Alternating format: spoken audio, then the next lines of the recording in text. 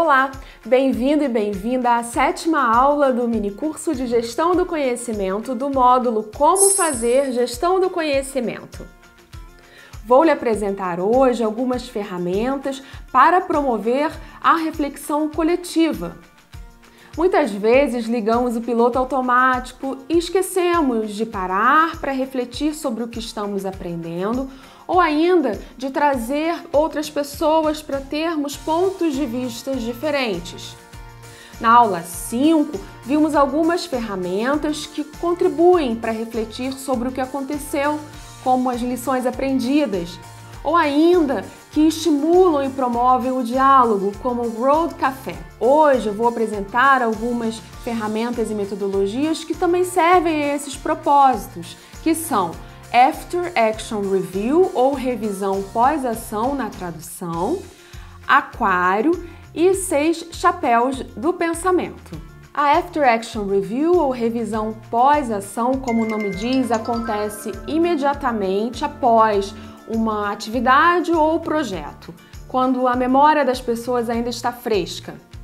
É uma excelente maneira de capturar lições aprendidas. Teve seu início no Exército Americano, mas foi adaptada e utilizada por outras organizações. Uma delas é o Banco Mundial, que recomenda que essa reunião comece com um retrospecto do projeto ou atividade e com algumas questões que vão guiar a discussão, tais como o que foi planejado, o que efetivamente aconteceu e o que poderia ser melhorado. É importante ter em mente que se trata de reflexões para um aprendizado contínuo. Não é para ser uma lavação de roupa suja ou para identificar culpados ou fazer queixas. Por isso é importante que haja um facilitador ou uma facilitadora, pode ser de dentro da equipe ou externo, que ajude a controlar o tempo, guiar as discussões e faça ao final um breve plano de ação para eventuais ajustes.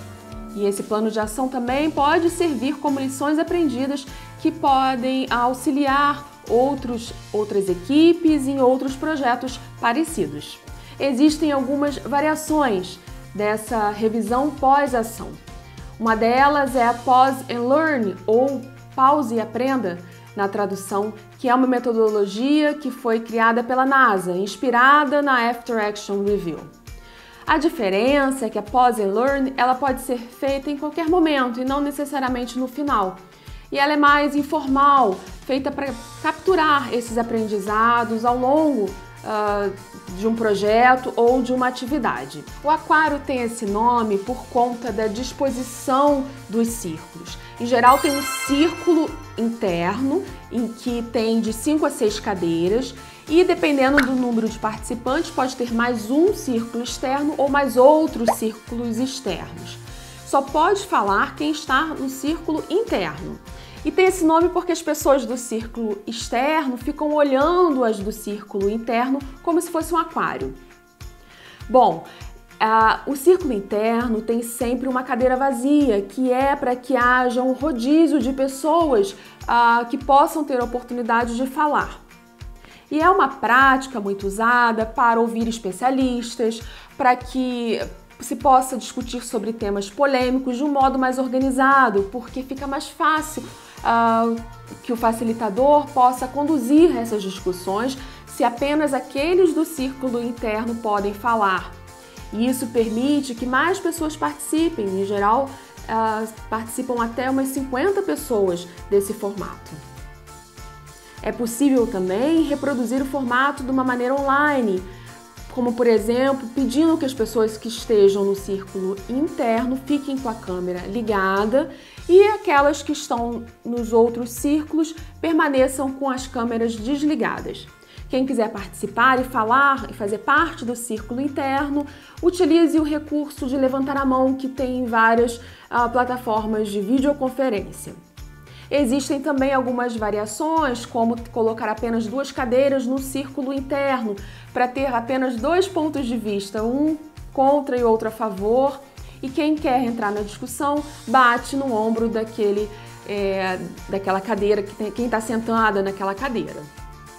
Por fim, é a metodologia 6 chapéus do pensamento, ou em inglês Six Thinking Hats. Foi criada pelo inglês Edward de Bono para se chegar a um consenso a partir de 6 abordagens diferentes. O nome remete a chapéus de cores diferentes que cada um deve vestir e trazer à discussão aquela abordagem específica daquele chapéu.